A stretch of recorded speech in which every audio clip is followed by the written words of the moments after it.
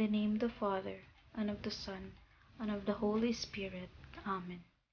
Prayer to the Sacred Heart of Jesus and the Immaculate Heart of Mary. O Heart of Jesus, pierced for our sins, and giving us your Mother in Calvary. O Heart of Mary, pierced by sorrow, and sharing in the sufferings of your divine Son for our redemption. O sacred union of these two hearts, praised be the God of love, who united them together. May we unite our hearts and every heart, so that all hearts may live in unity, in imitation of that sacred unity which exists in these two hearts. Triumph, O sorrowful and immaculate Heart of Mary. Reign, O most Sacred Heart of Jesus, in our hearts, in our homes and families, in the hearts of those who, as yet, do not know you, and in all nations of the world. Establish in the hearts of all mankind the sovereign triumph and reign of your two hearts, so that the earth may resound from pole to pole with one cry. Blessed forever be the most Sacred Heart of Jesus, and the sorrowful and immaculate Heart of Mary. Obtain for me a greater purity of heart and a fervent love of the spiritual life. May all my actions be done for the greater glory of God, in union with the divine Heart of Jesus and the Immaculate Heart of Mary. Hear and answer our prayers and intentions, according to your most merciful will. Amen. In the name of the Father, and of the Son, and of the Holy Spirit. Amen.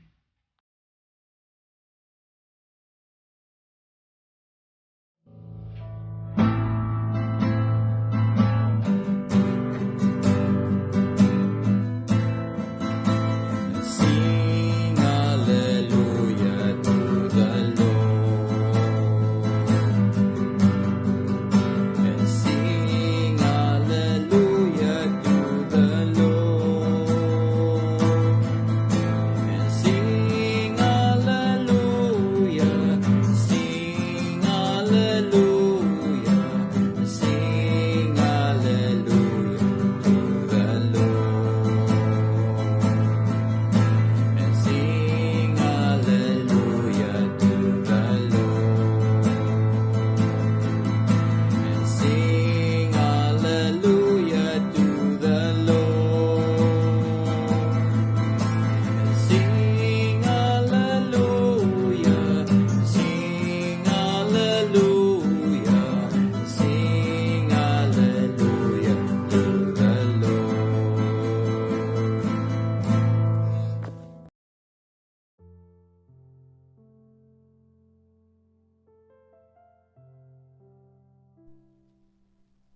A reading of the Holy Gospel according to Matthew, chapter 13, verse 1 to 9. Glory to you, O Lord. On that day, Jesus went out of the house and sat down by the sea. Such large crowds gathered around him that he got into a boat and sat down, and the whole crowd stood along the shore. And he spoke to them at length in parables, saying, A sower went out to sow, and as he sowed, some seed fell on the path, and birds came and ate it up. Some fell on rocky ground, where it had loose soil. It sprang up at once because the soil was not deep, and when the sun rose, it was scorched, and it withered for lack of roots. Some seed fell among thorns, and the thorns grew up and choked it. But some seed fell on rich soil and produced fruit, 100 or 60 or 30-fold. Whoever has ears ought to hear the gospel of the Lord. Praise to you, Lord Jesus Christ. Isang mapagpalang Miyerkules po sa ating lahat. Kamusta po mga kapatid? Una-una po sa lahat, ako po ay nagpapasalamat sa ating poong may kapal sa biyayang ito, sa pagkakataong ito na makapag-share tayo ng kanyang mabuting balita. So, kamusta po mga kapatid? Ang araw na ito ay the memorial ng parents ng ating mahal na Inang Birhen Maria, sina San Joaquin at si Santa Ana, or Saint Joachim and Anne. So, sa araw din ito ay araw ng nunubina sa ating mahal na inalang naging saklolo. So, sana naway nagawa natin ang ating pagnunubina o devotion sa ating mahal na ina. So, ako po ay nagpapasalamat sa ating lahat ng mga masugid na mga taga-subaybay or sa mga tumatangkilik sa ating munting channel na ito at sa ating munting gawain. Samahan niyo po ako sa pagninilay ng salita ng ating Panginoong Hesukristo. At sa araw na ito ng Miyerkules, ang ating gospel ay mula kay San Mateo chapter 13 verse 1 to 9. So, Miyerkules, July 26, 2023. At sa ating ebanghelyo ngayon, madalas ito po natin naririnig at ito po ay sinasabing the parable of the sower, yung naghahasik. So, sa mga nayon, sa mga probinsya, makikita natin ito yung magsasaka, kung how he sowed the seeds, of the rice, and yung sa mga corn, at sa iba pang mga pananim. So, itong halimbawa na ito or parable na sinasabi ng ating Panginoon ay tumutukoy ito po sa atin, Tayo po ay mga magagandang binhi na kinasik ng Panginoon or tinanim dito sa mundo. But some of us ay napunta sa mga lugar kung saan hindi tumubo o hindi lumago, at hindi po tayo namunga ng marami. So, sa ating ebanghelyo, sa parabol na sinasabi ng ating Panginoon or talinghaga, some of the seeds ay napunta sa daan na kung saan tinuka ng mga ibon. So, ikaw kapatid, saan ba ikaw dito nabilong? Doon sa daan ka na punta, sa mabato o sa dawagan o sa matatabang lupa. So, kung atin lang isa-isahin itong parable ng ating Panginoon, yung sa daan na tinuka, so of course, tayo minsan ay pag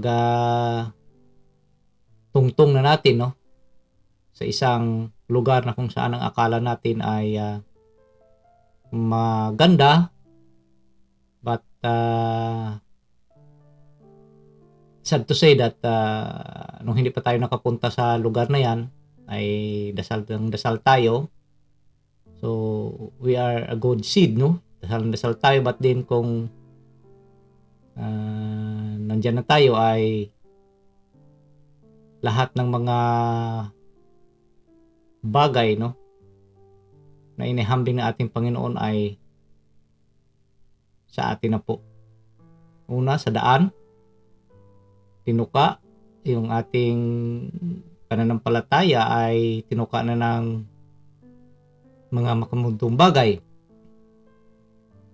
At kalaunan, meron ding pananampalataya na nakarinig ng salita ng ating Panginoon, but since lack of roots, ibang mahina na pundasyon sa pananampalataya at paniniwala, nasabihan na ng iba ay nawala na, or na-influence na ng kung anong meron dito sa mundo, yung mga makamundong bagay. At dito sa Dawagan, ito po yung mga nasabi nating achievement sa buhay, yung mga nakakamit nating mga tagumpay, yung sinasabing tagumpay. But because of this success ay wala na, nakalimutan na natin kung saan tayo galing, dahil natsok na tayo ng ibang minsan pagkayabang na, dahil nakapunta na sa ibang lugar, naka-achieve na ng ganitong title sa pag-aaral o sa trabaho, wala na, umiba na ang landas. But then sa mga tao namang masasabi natin that napunta sa matatabang lupa, the faith that has been planted from themselves ay lumago ito, lalong tumibay at namunga pa ng marami. So mga kapatid, itong talinghaga na ito ng ating Panginoon ay nagbibigay gabay sa atin kung alin ba tayo dito o alin ang pipiliin natin dito.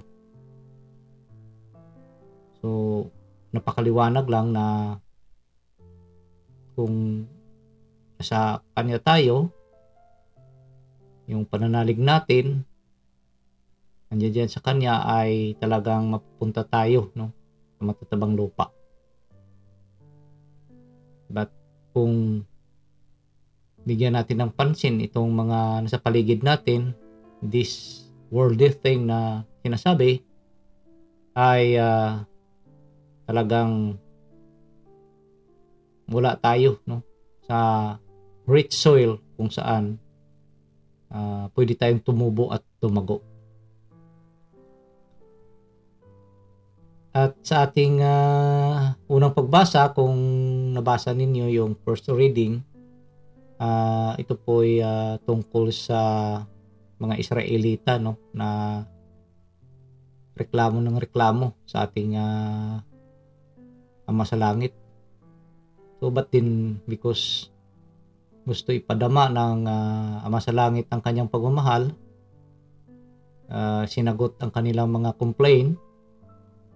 But then as the long run ay naging suwail pa rin sila, pinadama na, pinakita na ng ating Panginoon, ng ating Ama sa Langit, kung anong klaseng Diyos siya, kung anong kalaki ang pagmamahal niya. So binigay niya lahat, but then ganun pa rin ang nangyari. Karamihan ay nagiging suwail, Pero ganoon din tayo mga kapatid. Sometimes we are asking something from God, but kung naibigay na sa atin, umiiba na ang takbo ng ating buhay. Kaya minsan mapabilang na tayo doon sa yung binhing napunta sa dawagan, at sa batuhan.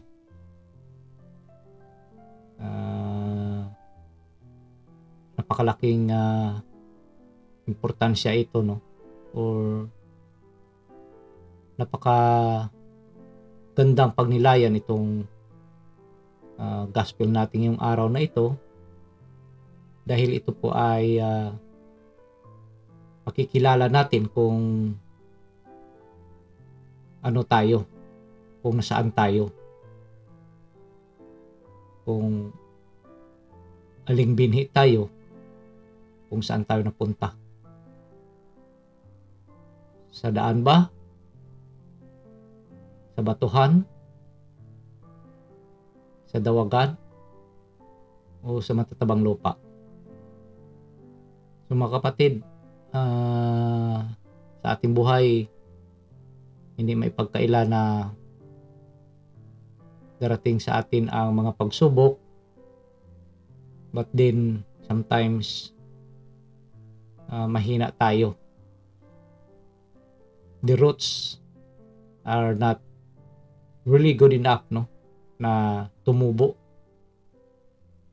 Dito masasabi natin na napunta tayo sa batuhan dahil humina ang ating pananampalataya.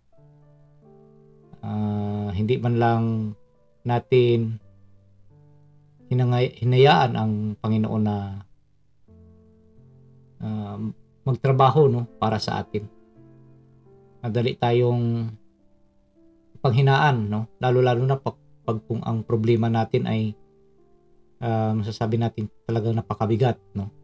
So ang gusto lang kasi natin na yung instant na solusyon. But then ang Panginoon ay tumitingin sa iyong puso kung ano ba talaga kaimportante ang solusyon na kinakailangan mo sa iyong problema. So sana naway huwag tayong bumitaw. Doon lang tayo sa Kanya laging kumapit, dahil ang ating Panginoon ay nakatingin palagi sa atin at handang-handang umalalay sa atin. Bagkus tayo po ay makinig sa Kanya, dahil may mga tainga tayo. As what He said in the Gospel, those who have an ears ought to hear. So makinig tayo kung anong sinasabi niya para po sa ating magandang pamumuhay, alinsunod sa kanyang mga kautusan at sa kanyang kagustuhan. So naway, mga kapatid, ang araw natin na ito at ang buong araw ng ating buhay ay mananatili sa matatabang lupa na magbibigay ng magandang pagtubo ng ating pananampalataya at paniniwala sa ating Panginoon. So yun lang po, at marami pong salamat, at muli ako po ay nagpapasalamat sa lahat nating na mga subscribers, sa ating mga tagapagtangkilik, nag-view ng ating mga videos. Marami pong salamat. At binabati ko po si Manuel dyan sa California, si Nang Eden. Maraming salamat sa pakikinig. At sa lahat kong mga kaklase in high school and college, to all my relatives and my friends, sa aking buong pamilya, marami pong salamat sa inyong suporta. At naway ang Panginoon ay gagabay sa atin sa araw-araw nating pamumuhay, at ipadala niya po sa atin palagi ang banal na Espiritu para po tayo ay gabayan, para po tayo ay hindi lumihis ng landas.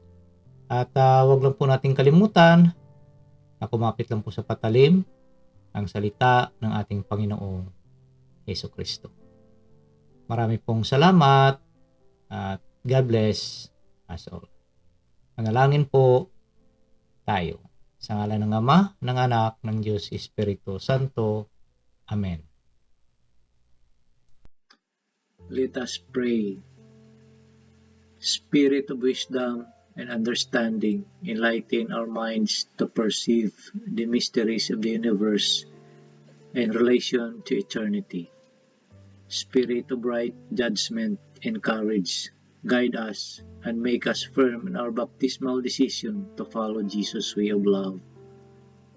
Spirit of knowledge and reverence, help us to see the lasting value of justice and mercy in our everyday dealings with one another.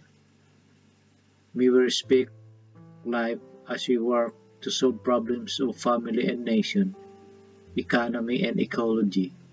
Spirit of God, spark our faith, hope, and love into new action each day. Fill our lives with wonder and awe by your presence, which penetrates all creation. Amen.